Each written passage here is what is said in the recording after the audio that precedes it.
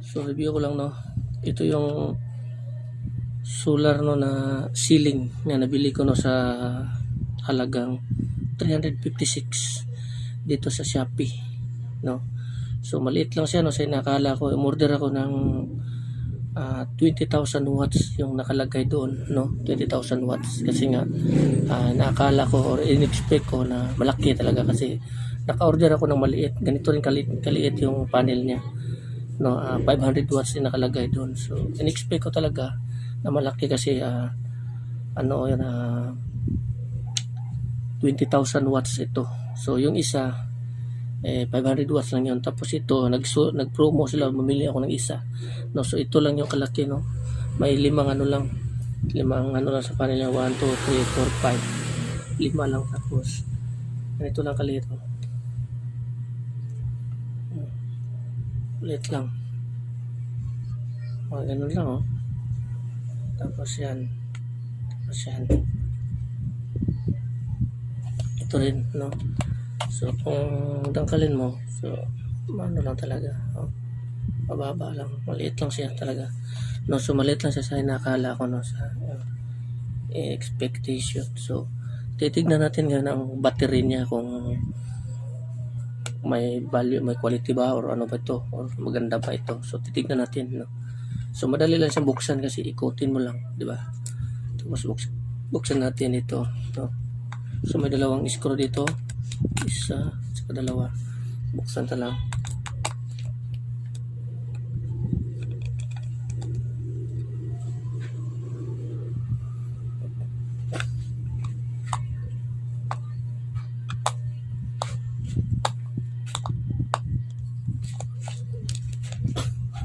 So ayan, tanggalan natin, no.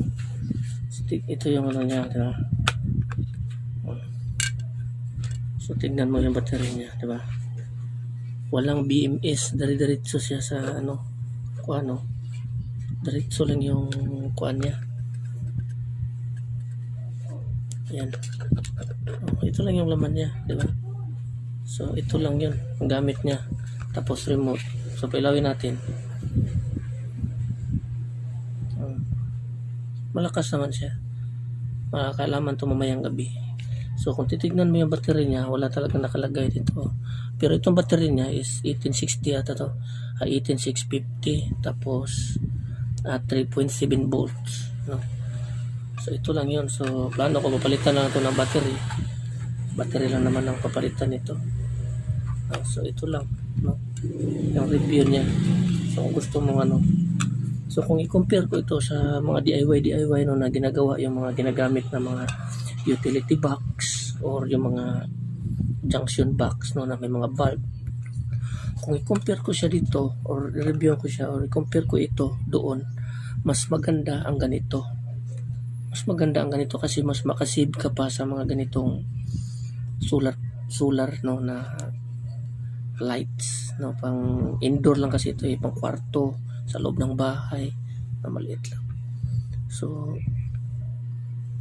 recommended ko ito kung i-compare mo sa mga DIY, no, kaysa doon sa mga DIY kasi okay naman yun, pero ito kasi mapapalitan mo ang battery nito. Kung masira man ito, makakabili ka ng ganitong board, no, ng mga LED board, no. So yun, kung masira mo yung battery nun, papalitan mo, wasakin mo naman lahat, no. So madali lang din naman yun kung marunong ka. Pero mas quality ito, mas mura ito, mas makasave ka kaysa doon.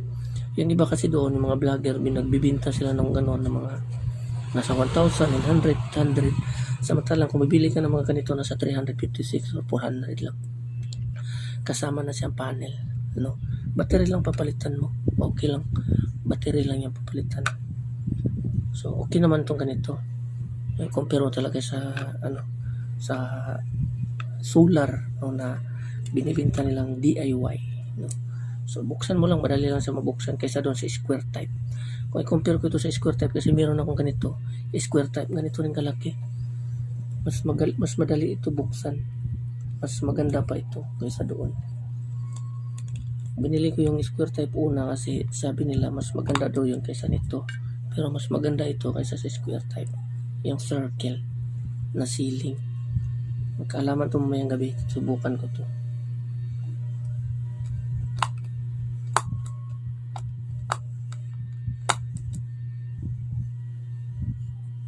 So, madali lang siya ibalik. So, ganito lang balik. No?